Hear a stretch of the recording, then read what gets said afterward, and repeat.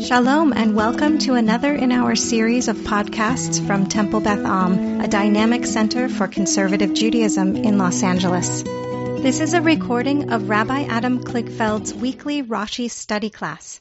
Okay, so chapter 3, verse 20. I'll do this one quickly and then we'll assign a reader for the next verse. Or on 21. We're on 21 already? Okay, so let's read 20 to get some momentum and then we'll assign for 21. V'shalachti et yadi, God is saying, and I will... Right, we talked about the different sholeachs. I will send, extend. We played around with a lot of translations. My hand, v'heketi et Mitzrayim. I will smite Egypt, right? Not the Egyptians, but Egypt. V'chol niflotai, with all of my wonders. Asher esed b'kerbo, that I will do. We played a lot with this word in its midst, among them, near them, in their innards. V'acharechein, and afterwards, yishalach etchem. Afterwards, he will send you. And of course, it was this verse that was part of Rashi's proof text on the previous verse, saying that v'lo bi'ada chazakah does not necessarily mean unless I give my strong hand, but lest you think that it's going to be Pharaoh's strength that's going to keep you in Egypt. I'm the one toying with Pharaoh, and once I bring down the big guns, he's going to let you out. Okay, we could, but let's not linger on that verse any longer because I think we spent a lot of time on it last week. And let's go to verse 21. Joel, do you want to read? V'natati et chen ha'am hazeh ve'enei Mitzrayim v'haya ki tilachun lo telchu rekam. And I will give my...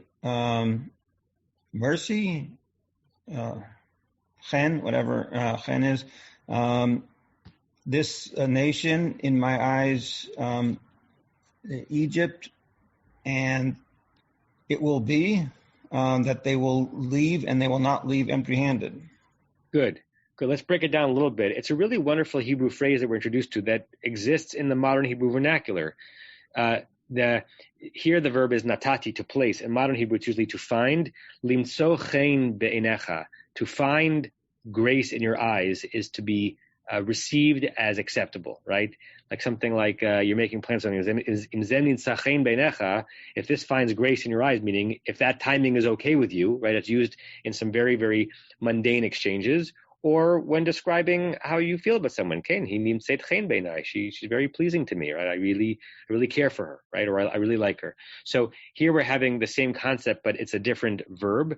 I, God, will place, give. Once again, we have a verb of notain. We don't know exactly how to translate it, although even Uncleish translates it in the verb latate, to give. I will place the grace of this people. And we'll break it down, but I'm just trying to do a quick job of translating with you. The grace, the beauty of this people in the eyes of Egypt.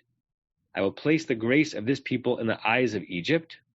And it will be, and I think now we have to translate it as, and therefore, and since I will place the grace, the kindness of this people in the eyes of Egypt, that ki telechun, when you go, lo telchu rekam, you will not go empty-handed, as Joel translated it. So what do we think that phrase means, that I, God, will place the grace? I don't know a better way of translating chen. I like the way Joel translated it. How do you translate chen? Chen, right? Sweetness, favor, grace is probably the best one. I will place the grace of this people, and this people is the Israelite people, in the eyes of the Egypt. What's the pshat, as they say in the Shiva? What's the pshat of that? What does that mean? They will not hold any grudges against you. When you go, you will go, that they'll see you as good people, and they'll give you stuff. Okay, so will not hold you responsible for what happened. Lest you, Moses, fear that the Egyptians whom you've just been smiting will send you off with fury. I'm going to reverse the natural instinct that they might have to you, and actually they're going to see you with chen. They're going to see you with chen colored glasses, right? Before we say more about what it means in context in the story, what is the phrase evoked for people? What is the phrase evoked for people for someone to say, I will have them their eyes look at you with chen. What does that even mean? And then we'll continue to discuss what it means in context. Barry, and then Rick. Well, God is the actor, so God is going to cause this chen. So that's the giving. God's the causing this. And what is the chen? They're going to see our people we are the favored of God. God's doing this for us. So we are being raised up to God's level in their eyes. That's the grace. So to be raised positively in someone's eyes. Not positive. They see us as at the level. God is raising us up to God's level. So that's the grace. It's not favor. It's like level of closeness to the holy. Uh-huh. Okay, Rick, and then Norm, and then Renee.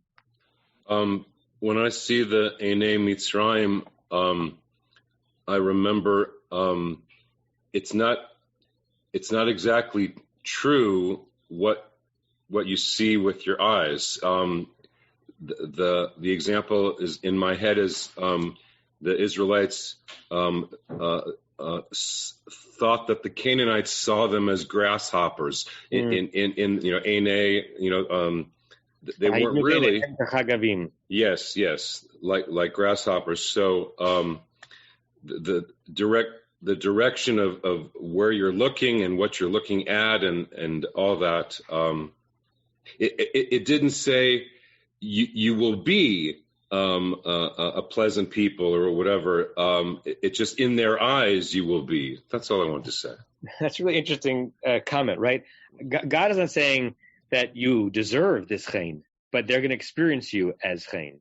If you look at Onkelos' translation, he translates the natati as the etain, so he keeps the verb to give, but he renders chen as rachamim, right? Now, rachamim is a little bit easier to understand. Rachamim comes from rechem, womb. It's maternal empathy, unconditional care and love, right? And even in the Sim Shalom bracha, we have them as synonyms. Sim Shalom ba'olam, tova bracha, chen v'chesed v'rachamim, as if they're a trio, right? That we ask God to bring peace in the world and exemplified by chen and chesed and rachamim. So if we read it the way Onkelos does, which we don't have to, this is not necessarily an elevation of their status. They're going to look kindly upon you. They're going to have empathy. You might think that they would expect you to have empathy on them because you're getting out, they're staying here, and they've just been destroyed by these plagues. Reverse, ipcha v'nahafochu. They're going to have mercy on you. They're going to say, "Oh my God, I can't believe how we've mistreated you," and send you out with an overflowing heart. That's Onkelos' read. Norm, Rachel? I'm inclined to agree with Onkelos. I think that the implication is that God is going to open maybe not Pharaoh's, but the regular Egyptians' eyes, hearts, and minds to the plight of this oppressed people that's about to leave, and that they are going to have an empathy for us that they perhaps previously have not had or have ignored or have suppressed, and they're going to want to give us gifts to go away because they will understand that what we have gone through now that they've had this very jarring series of experiences, which they haven't yet had at the time of the sentence, but which they're going to have, and that will change their views and attitudes, and that will be it. Yeah, without getting too close to what we say Inyana Dayoma, the issues of the day, this image of the vanquished sending off the departees with a parting gift, right? That normally doesn't happen in conflict and in major upheaval, no matter where you look. So this is you could step outside the Torah a little bit, right? We always read the story on so many levels, like the actual story as it happened, as the Torah is telling us, or the story as it's being presented to us as sacred writ, right? If you jump out of the Torah, it can almost read as a Israelite fantasy that upon leaving, that the Egyptians, stood and created a corridor and they're going to send you out and they're going to throw bouquets of flowers at you and we haven't even gotten to and you're not going to leave empty-handed. So it's going to be not only a conceptual grace but a material grace. Now, interestingly, go ahead. Yeah. It's also very different from a Marxist view of revolution, because this is a sort of a revolution where the revolters are going to depart, not take over the government and replace the ruling powers. Yeah. And that's also, I think, pretty unique. Yeah. In a moment, we'll look at some translations. Let's go Renee and Joanna, and then I want to bring up what someone wrote. I think Diane wrote about Aryeh Kaplan, and we'll look at some other translations. Renee? It's pretty. I was going to say pretty similar to what has already been said, that Hashem will take pity on the people and make the other groups of people more empathic towards them.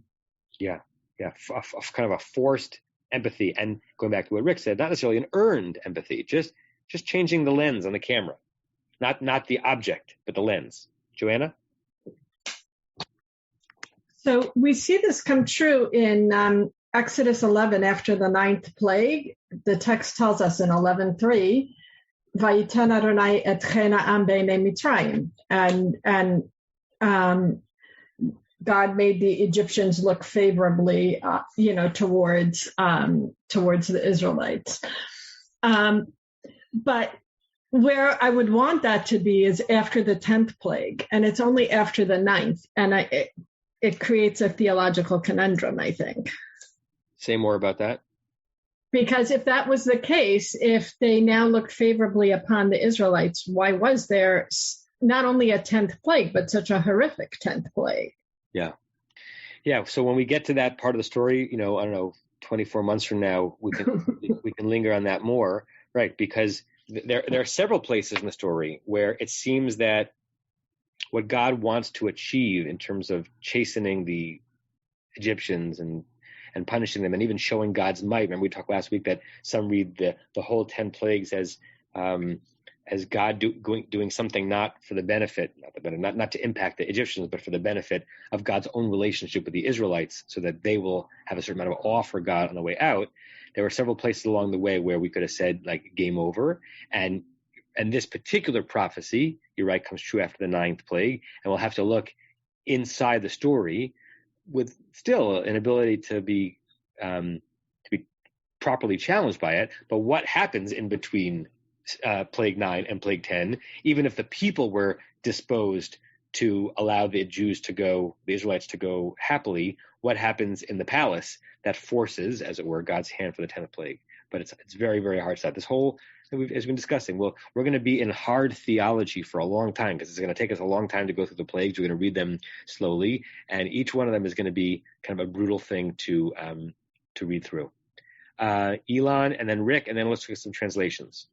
Yeah, the fact that it only comes true for a brief period of time is troubling, but it goes back to what I suggested last week, that perhaps this is not saying it's a prediction as opposed to a statement. No different, because if I say, okay, the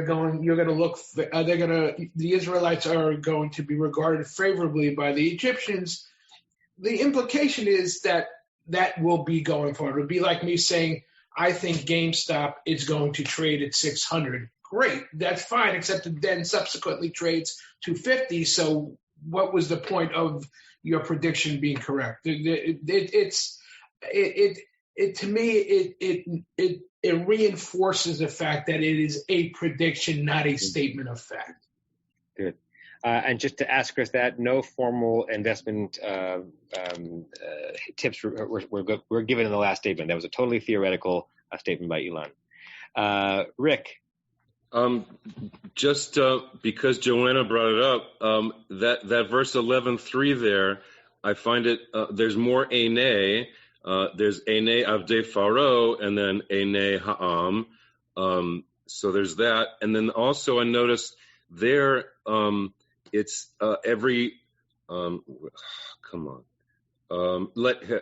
verse 2, let every man ask his fellow and every woman her fellow for the silver and the gold. Back in our verse, it's just every woman. So I just wanted to bring that up because there's a difference there. Yes, and the Midrash plays that up louder there than here. Okay. Yeah, good. Okay, Diane Larry? I just want to comment that Chizkuni has a very interesting comment, and the end of it is particularly interesting. This is about giving gifts or going away, departing. He says, I'll just read the translation. Another example of a similar construction is found in the legislation commanding the owner of a Jewish slave at the end of his term of service to grant him a parting gift, some livestock, some grain, and some grapes or wine. And he references Devarim, chapter 15, verse 14. So this would seem to be a set a precedent. What verse is Chizkuni saying that on? I don't see it. Oh, there, I see. Got it. On Lo Tilchu Rekam. Yeah. Right. That the freed one leaves with a pension, as it were. Right. Right. We were talking earlier about, and you said it got cut a little too close to today, but not so much today, but you think about, for example, the Civil War, and it would have been in the American Civil War, it might have been possible, maybe not sociologically or psychologically, but to conceive of a healing moment, which in fact one might argue the Reconstruction was an attempt to do in some crass way, but then didn't happen. And if you really want to go modern, there is a very, in some ways, compelling modern American movement or sub-movement that is gaining a lot of momentum these days that loves to quote this verse, right? The whole notion of reparations, right? The notion of that the freed slaves, our American freed slaves, left Rekam. They left empty-handed, and then, I don't want to go into a long discursus on it here, but all sorts of societal systems that reinforced their empty-handedness, such that they were always and still are in some ways working uphill, and that they didn't have the southern plantation owners did not look favorably upon them when they were freed. They didn't have God operating on their behalf in that regard, right? So you see this verse and the verse that Joanna brought us to later used all the time. What's that powerful article that Ta-Nehisi Coates wrote, The Case for Reparations, I don't know, about 6-7 years ago, that definitely lingers on this material, right, as this being a biblical precedent for not that the freeing of the slaves is not it's a necessary but not sufficient way to treat those whom you have been mistreating. That's part one. Part two, let them go with what they've earned, or a portion of what they've earned, with some sort of dignity or ability to regain dignity. And just to go backwards for a second, like I did last week, putting this in the context of this is God speaking to Moses to tell him what to tell the elders in the context of the promise to Abraham. And so in the subtext, at least my midrash, Moses says, yeah, but you also promised Abraham that they would go out with great wealth. And God is saying, yeah, and you won't go out empty-handed in this verse. And then the next verse is the completion of that, to make sure that Moshe and the elders know, yeah, this will be the fulfillment of the promise that I've based this entire treatise on. Great, right. We are in the penultimate verse of this long soliloquy by God, and Moshe is going to respond in a bit. And within this ending of that soliloquy, there's part A and part B. Part A is this general prediction that they're going to look favorably upon you, and you're not going to go empty-handed. Part B, which we'll read in a second, is specifically what that's going to look like. I want to read to you Everett Fox on verse 21. I usually love his translation. I feel like he loses something a little bit. And I will give this people favor in the eyes of Egypt. It sounds a little parav to me. I also don't know if I love the Aryeh Kaplan version. I want to hear the whole sentence of status. I feel like it's a thicker soup than that. I will give this people favor in the eyes of Egypt. It will be that when you go, that part is easy to translate, you shall not go out empty-handed. Let's hear some other translations. Read JPS. So JPS is, and I will dispose the Egyptians favorably towards this people. That word dispose. So it doesn't use the word natan. It's basically focusing on the Egyptians' experience of you not what God's going to do. So that when you go, so it adds in that therefore that we discussed before, that they're connected, you shall not go away empty-handed. Any other translations that people have? Diane, Larry, and then Renee? So this is R.A. Kaplan. I will give the people status among the Egyptians, and when you all finally leave, you will not go empty-handed. Give the people status. In some ways, it's R.A. Kaplan's agrees. Translation is in your category, Barry. Right. This is like a lifting up of the people's status as opposed to just them looking kindly upon them. So it's an interesting choice, I got to say. All of R.A. Kaplan's translations are interesting. That particular one. Do you have altar there too? Yeah. Hold on. And I will grant this people favor in the eyes of Egypt, and so when you go, you will not go empty-handed. So that's very similar to Everfox and JPS. Renee? Sorry, and then Saperstein says, I shall grant this people favor in the eyes of Egypt, so that it will happen that when you go, you will not go empty-handed. Uh-huh. Also, when you were reading Everett Fox, I don't know if you noticed, the footnote was kind of similar to what Larry was talking about with the war, that he responds that the despoiling of the Egyptians is reminiscent of obtaining booty in war. Yeah. Did you see that footnote? And at the same time, there's a legal background to it, furnishing of a freed slave with provisions. Yes. Yeah. And the follow-up to despoiling, intended or not, is God's command that in Israel's future observance of religious festivals in the Promised Land, that no one would be seen in my presence empty-handed. Right, and to break that down a bit, whatever Fox is doing in English is playing with the phrase rekam, yadayim rekam, their hands empty-handed. So what the Israelites are blessed with, thanks to God's beneficence on the way out of Egypt, is what everyone who will ever be in God's presence in the temple be blessed with. No one comes into the temple rekam. In both directions. You can't come in rekam, you're not permitted to come without bringing a gift, and you don't leave with a party. You don't leave without a parting gift either. That you come offering something and you leave with something. The party bag. Yeah, Barry. So just a further comment on status and grace. These are idol worshippers, and in Egypt, and we now are seeing we're in the hand of this awesome power, this hand that has brought all this stuff to Egypt. So they will freely be giving us gifts so that we will help them. It's like they're praying to us as representatives of this power. Yeah. It's more than grace and more than status. I mean, they are freely giving this stuff to us so that they will gain grace. Well, except that not freely.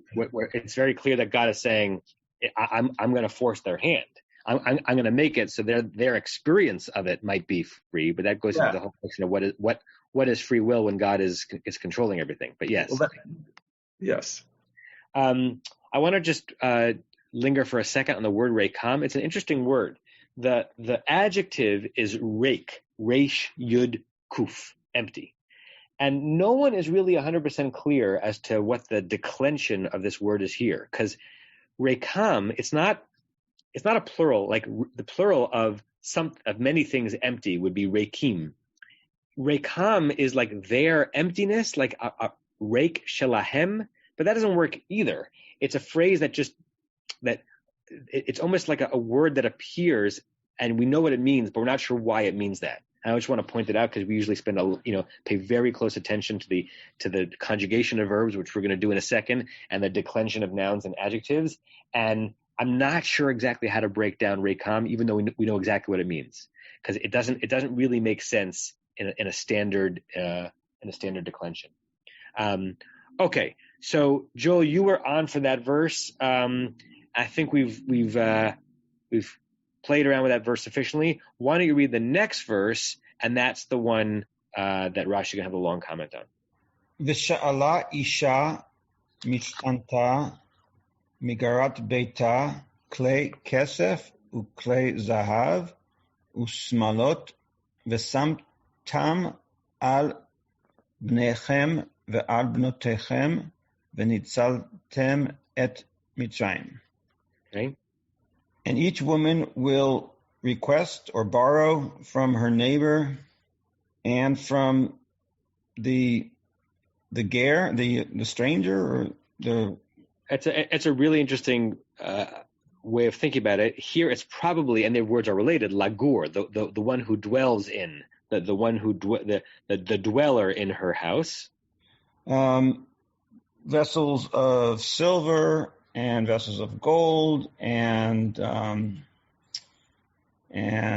clothes, and you will put them on your sons and daughters, and you will exploit Egypt.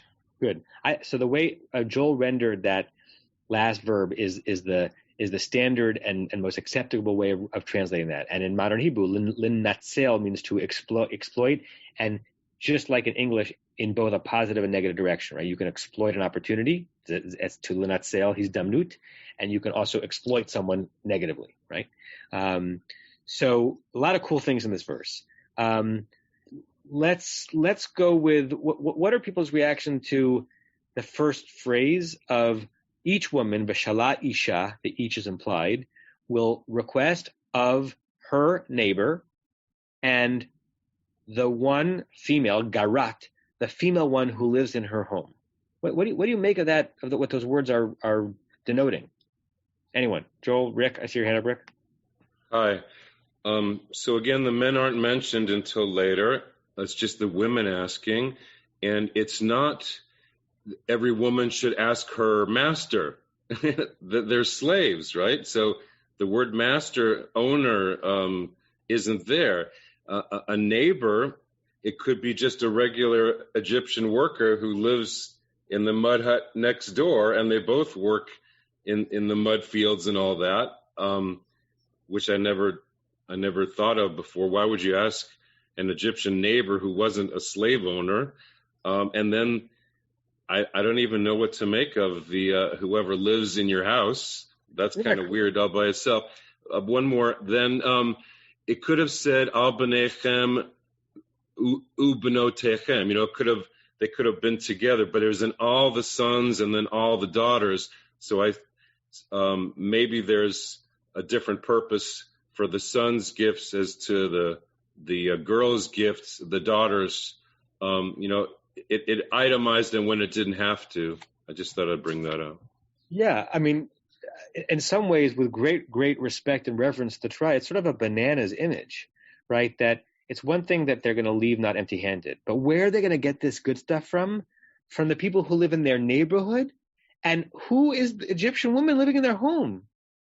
Do we have to envision here that the Israelite slaves had Egyptian maids, right? So first of all, it's bananas to imagine the Israelites who, according to the Midrash, not Pshat, kept their identity in Egypt by keeping their Jewish names and keeping their Jewish customs, leaving Egypt in Egyptian clothing, right? And it's bananas to imagine that the way that God is going to achieve this righteous, non-empty-handedness is not by storming the palace, not with pitchforks to the palace, but by taking advantage, here's the Nitzaltem, taking advantage of, the ones who live in the same kind of impoverished places that they do, and who's living in their home. So the previous verse is the generic concept, right? The specifics are weird, right? Very strange. I see a lot of hands up. So Joanna, Norm, Rebecca, and then we'll go from there. Two comments. One is the starting verb I find very unusual also, sha'ala, because it implies like a couple of things. One, if we translate it as ask, there, you're asking, and maybe the Egyptian will say no. Like it doesn't seem to suggest that you're definitely going to get it. Yeah. And especially if you consider the other meaning of the word, which is to borrow, like we're just borrowing this and we're going to return it at some point. Yeah. Pause 1 second there, Joanna, because it's relevant to the psalm we did today, right? Sha'alu shalom Yerushalayim, the verse, the beginning, the middle of Psalm 122, Are we asking for the peace of Jerusalem? Are we borrowing it and we owe it back? Are we requesting it? Some people actually translate that as a synonym for prayer, praying for, right? And you smush all of that into this sha'ala, and we don't know the feeling of what God is predicting here. Go ahead. And the other question I have, and I was just looking in a couple of places, and I don't see anyone who takes it this way, but, we're sort of used to English syntax, which tells us that when there's a pronoun, we refer back to the last name noun, and that's what the pronoun refers to. But often in biblical text, pronouns are very ambiguous. They don't work that way. So I'm wondering, when we read Umigaret Beitah, if it could be couldn't it be understood the other way around? Because we were slaves. We're Israelite women, slaves in Egyptian homes. And that would make more sense, I think, than thinking that Egyptian women lived with I see. So each woman will borrow, take, ask from her neighbor, and from the one in whose home they worked, served? Right. That's interesting. Yeah, I'd never thought of that possibility. Interestingly, in the Eitz Chaim Chumash, the JPS translates Vishala Isha Mishchenta as each woman shall borrow from her neighbor. It's just a strange choice for an English word because borrow suggests it's going to be repaid. And then the commentary on it, not the Drash commentary, the Pshat commentary on that is Hebrew, Sha'ala, which here means ask for. Early Jewish interpretations looked upon these spoils as well-deserved compensation to the Israelites for their centuries of unpaid forced labor, which we discussed before. But it's an interesting choice to translate it as borrow. Norm was next? I forgot already. I think, yes, I am. Norm or Rachel, yeah. The Rosenbaum and Zilberman translation feels that this phrase is very ambiguous, and they suggest that it might mean an Egyptian woman who is attending an Israelite's house, or an Israelite woman who is residing in the house of an Egyptian woman. Go Joanna. The latter is the better one. But yeah. I have a different take on it also, because my mother grew up, at least until she was a teenager, in Austria. And after the Anschluss and after Kristallnacht, even at that point, her family, that is my grandparents' household, had non-Jewish women who were working for them as a maid and cook. And so I think it is not inconceivable that some Israelite households may well have had Egyptians who were in that household working on occasion. Mm-hmm. Moreover, when I first read the verse, I thought it meant you go to the householder next door, but if the householder isn't there and there's just somebody who's working there, Jewish or not Jewish, or who is living there, that you would go to that person, and that person might give you gifts, even if they don't really belong to her, might give you gifts from the household. Mm-hmm. And so it might be somebody sojourning there, some temporary resident, presumably an Egyptian and not an Israelite, that would give you the gift. And that was the reason for the additional phrase, not only the householder's wife, but also some other person who happened to be there, whether they're there as a servant or as a guest or a tenant. Good. Thank you, Norm. Rebecca? So my understanding of Gerat Beitah is exactly what Norman said right now, which was that it's somebody living with the neighbor. So but I know you asked to look at the first part of the sentence, but I think could be another interpretation for the last part, which might illuminate it differently. And that is when I look at the word nitzaltem, and I know that the typical translation of that would be to use, abuse, to take an opportunity. But if you look at the root hatzalah, and you try to interpret it as if this is how you will save the Egyptian people, then this takes a completely different color, which is that the Egyptians, how you translate the word chen, were charmed or took favor, and will give you all this gold and so on, so that you can in some way redeem them from them being your enslavers. So it's sort of a different, and I don't know if the root of Hatzalah is directly related to Nitzal, but it's sort of, it's similar. So that was my thought. Great, Rebecca. It's actually a beautiful midrash, right? To say that the way the Egyptians are going to elevate above the way they've treated you is by paying you what you're due, and then reading that as Hatzalah. The long Rashi, which at this point we will start with, there's no way we'll finish today, is Rashi's extended discursus on why that midrash is grammatically untenable. But that doesn't mean we can't make the midrash, right?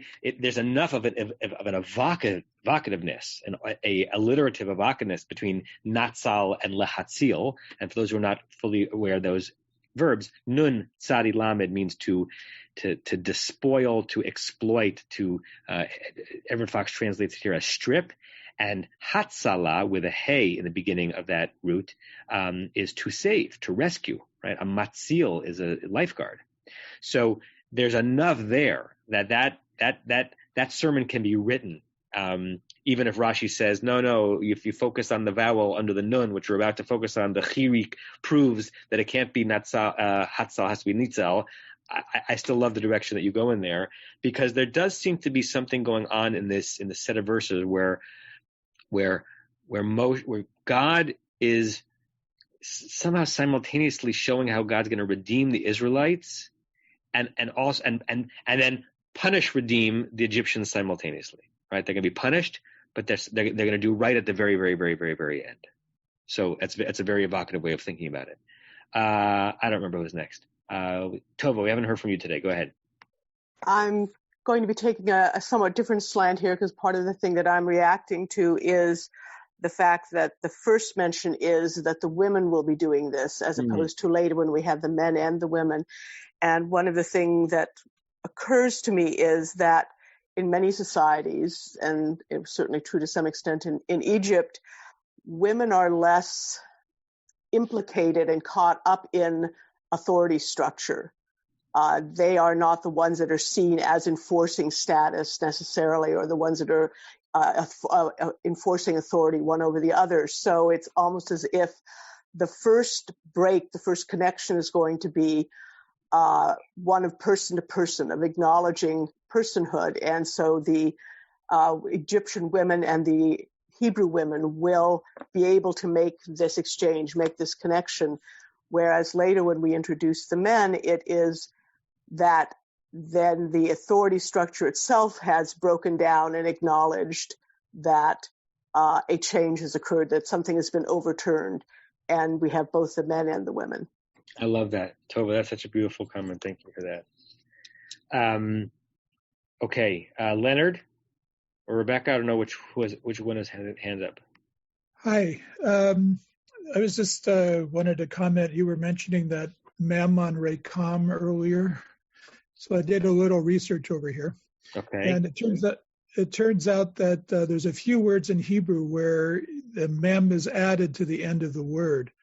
In addition to Rekam, we also have Chinam and Yomam. And apparently that's a very common feature in Akkadian. And there's different theories about why that was there, but it wouldn't be surprising if we just borrowed that format from somebody else. Ibn Ezra also mentions that the mem is superfluous in that verse, or in that word in that verse. Great, thank you for that, Leonard. Yeah, the Yomam is very familiar, right? Yomam v'layla.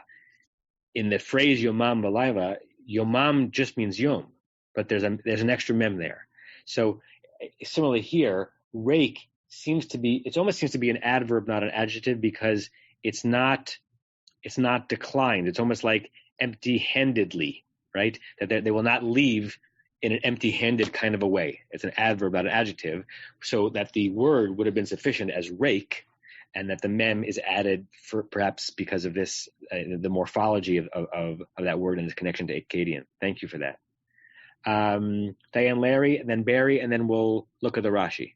At least start it. So I'll try to be brief on a couple of things. A little bit of linguistic anthropology in African societies where we lived. When someone asked for something, it was to ask for a gift. A loan was a gift, so there was no. When we first arrived in 1975, that was the first piece of advice. Was if someone asked to borrow something, they're asking that you give it to them as a gift. Do not expect you will ever get it back. So, and we do that in some very common low stake conversations in English, like knock on your neighbor's door. Hi, could I borrow a few eggs? Right? You're not going to return them. It's a nice way of saying either I'm asking you for them, I'm going to use borrow, or we constantly borrow back and forth from each other, and over time it'll even out. But we do that even in English. Keep going.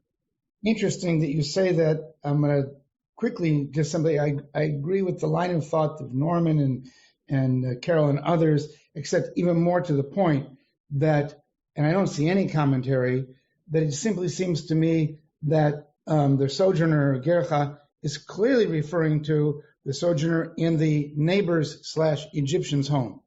So it means take it from the Egyptians and from anybody else who's living there. Just like when just like when we left Egypt, we left with the others who came with us. But for this purpose, you should consider them to be exactly part of that society which is oppressing you and therefore owes you something. That seems to me to be the Peshat, clear reading of it. I don't understand why nobody else sees it that way. The neighbor and whoever's living in the neighbor's house, not whoever's living in the Isha's house. Well, or to put it more figuratively, to not read it so literally, you should get these gifts from the Egyptians and all the people living in this country and who are part of the society, that part of society, including the social. But I do want to, I'm not going to read it because it's long. There's a very long, interesting altar commentary. And again, anybody who wants, I know Joanna will want, I will try to scan it and send it to you. But two things. One is, he says, this verse reflects a frequent social phenomenon also registered in the rabbinic literature of late antiquity, in which women constitute the porous boundary between adjacent ethnic communities. Borrowers of the proverbial cup of sugar, sharers of gossip and women's lore. And then I'm going to skip the middle, which is also very interesting. But now he takes this from the point of view in biblical scholarship and altar, and my view, why was this written this way? And it was written because the denizens of the simple farms and crude towns of Judah would have known about imperial Egypt's fabulous luxuries, its exquisite jewelry, and the affluent among them would have enjoyed imported Egyptian linens and papyrus. It's easy to imagine how this tale of despoiling or stripping bare Egypt would have given pleasure to its early audiences. In each of the three sister-wife stories in Genesis, the Adumbrate, the Exodus narrative, the patriarch and his wife depart loaded with gifts. And that's obviously thinking about Abraham and Sarah and Isaac and Rebekah. The presence of that motif suggests that the despoiling of Egypt was an essential part of the story of liberation from bondage in the early national traditions. I just found that fascinating. So much there. Thank you, Larry. Diane? Yeah, so I want to go in a completely different direction, which is to say that God is setting Moses up here, and not in a good way. In the next verse, Moses says, they're never going to believe me. And it seems to me that God has spun a story here that is quite unbelievable, that the people are going to ask their neighbors for their fabulous wealth, and the people are just going to give it over. Why would anybody believe that? Right, because as we said about half an hour ago, it usually does not happen this way, right? Which makes it more of a grand narrative. Barry, is your hand still up, Barry? And then I want to start the Rashi. Two short comments. So our people were bigamists before coming to Egypt. I would assume that bigamy was common in Egypt. So other women in the house may be other wives in the house. Other comment is the word v'nitzal tem. My translation is divest. Divest is like a reverse of invest, and so the wealth in Egypt is going to be reverse invested into God's hand, which ultimately, of course, is we are using in the building of the Mishkan. Great. It just change the flow of where the stuff goes. Good. Norm, I can't not call on people when their hands are up, but I want to read the Rashi. Norm. Thank you. I looked at several commentators who talk about the ambiguity between borrowing and giving and what was understood by the taker and what was understood by the giver. But Sforno takes the position that it really was a borrowing, that they were borrowing it and owed it back, but that later, when the Egyptians chased after the Israelites that were leaving, that converted to war, and that meant that the things that they had in their possession became spoils of war, and it was therefore legitimate for them to keep them. It's just, I found it interesting that he takes a very different approach to it. It was a legitimate borrowing and then converted to spoils of war. I had not seen Rashi. I was focusing on the root mishkenta, and wondering why that was used referring to the homes of the neighbors rather than bait. Well, no, it's the shchenta there is the word for neighbor. Okay. Yeah. So each woman will ask of her neighbor, not from the home of her neighbor, and from the one who lives in her home. But we've discussed that we don't know which her is her home. But there, the noun there is shchena, neighbor. Shchena shala, her neighbor. Yeah. And sure, we could play around with why Shin Kuf Nun is used in Shechina and Mishkan, and it's also the word for neighbor, right? So sometimes cigars are cigars, and sometimes they're not. Norm, your comment. I wanted to say something in your comment, but I forgot. Say your comment again in brief. Sforno says that it was a borrowing that later converts to spoils of war. Right. It's such a wonderful and frustrating Jewish argument, right? And again, it's very hard to separate from what we're witnessing over there right now, right? It is possible to reason out a legal justification and a legal argument that can also fail like a moral or reasonable test, right? If you really want to hear my thoughts on Sheikh Jarrah another time, I'll share them with you. But I do feel like there's an intersection there, an unpleasant intersection between the law and ethics. The Israeli Supreme Court, which most right-wing Israelis consider to be nearly anti-Zionist and how left they are, if they end up supporting this particular legal decision, there's got to be legal precedent upon which they're basing it. This is not, a settler Supreme Court who's evicting the Palestinian homeowners. But that doesn't mean that it's like the right moral thing for a country to be doing. So I love and I'm frustrated by Sforno's comment. I'm so glad that you brought it to us. Like no, it really was a borrowing, but when they violated the covenant of sending us out, it triggered us from a fleeing to a fighting group, and in war all bets are off, and in war you're allowed to it's a pilpulistic way of trying to defend that in this moment it wasn't a stripping, it was a borrowing. And I want to say to Sforno, right? Like I love it. It's exactly the way we think through these things, and that sharpening of fine points is the way the Talmud operates, and it's the way the law operates. And sometimes it doesn't always pass the smell test. But thank you for alerting us to that. It's a very interesting Sforno. Stevie, we are destined not to read Rashi today. Go ahead, Stevie. So I'd have to look at the rest of Sforno's comments to see if this holds up. But it seems, just hearing that comment, that his motivation is that perhaps the people buy into this 3-day journey in the wilderness thing, even if God and Moses might have other plans. So if you think you're going for 3 days, you're borrowing. Yeah. Oh, that's interesting. Yeah, the last line of Sforno is also very, very evocative.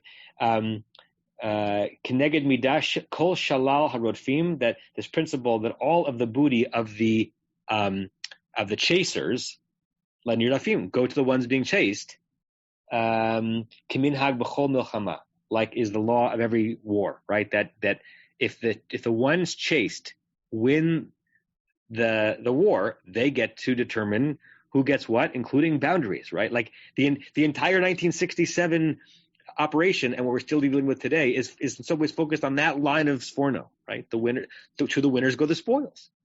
But that doesn't necessarily mean that it's easy to figure out what to do in the aftermath of that. Okay, let's start the Rashi, which means that really next week is going to be all Rashi. So Rashi actually has 2 comments on this verse. We're still at Joel. The first one is focusing on he spends 6 words on the more interesting part of the verse, and then 40 lines on grammar. Joel, umigarat beita. Okay. The printing is very small, so you have to forgive me. Umigarat beita me'ota shehi gara ita b'bayit. So from the one who lives in her house means from she who lives in her house. Right. I don't know what he's... So Rashi's always trying to disabuse us of a notion when he gives us this. So it's sort of a response to a quiet, lest you think that. So what's the possible lest you think that? I'm not sure. Can someone come up with... well, it could be Joanna's suggestion that it's not her house, it's her neighbor's house. So possible. So maybe Rush saying, lest you think that the one who's referred to in this phrase is the one who lives in the neighbor's house, or I think even I've got to set up for maybe Tova, that this was maybe the home in which the Israelite was serving as a maid. Rashi seems to reinforce Me'ota shehi gara ita b'bayit, from the one who lives with her being the subject of the verse, the woman who's doing the despoiling in the house. So Rashi wants us to have the image that the stuff is being taken from Egyptians, whether they live as neighbors or somehow sharing an abode, right? I'd love to know where Rashi's getting that from. You have been listening to another in our series of podcasts from Temple Beth Am, a dynamic center for conservative Judaism in Los Angeles. If you enjoy these podcasts, we invite you to write a review on the Apple Podcast site or wherever you get your podcasts. For more information about Temple Beth Am Los Angeles, go to tbala.org.